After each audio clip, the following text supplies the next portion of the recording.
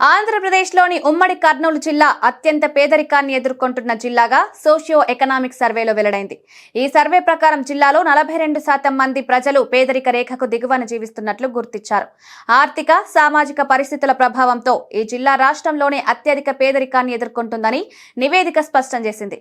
ప్రభుత్వానికి ఇది ఒక ముఖ్యమైన ఆందోళన కలిగించే అంశంగా మారింది. కర్నూలు జిల్లా వెనుకబాటు వెనుక అనేక కారణాలున్నట్లు సర్వే చెబుతోంది.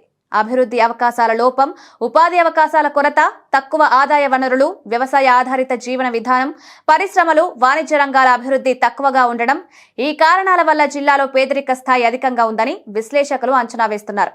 ఈ సర్వే ప్రకారం ఆంధ్రప్రదేశ్లో పశ్చిమ గోదావరి జిల్లా అత్యంత తక్కువ పేదరికమున్న ప్రాంతంగా గుర్తింపు పొందింది. ఆ తర్వాత కడప, గుంటూరు, కృష్ణా జిల్లాలు పేదరికం తక్కువగా ఉన్న జిల్లాలుగా నిలిచాయి. అభివృద్ధి, ఉపాధి అవకాశాలు ఎక్కువగా ఉన్న ప్రాంతాల్లో పేదరికం తక్కువగా ఉండడాన్ని పరిశీలకులు విశ్లేషించారు.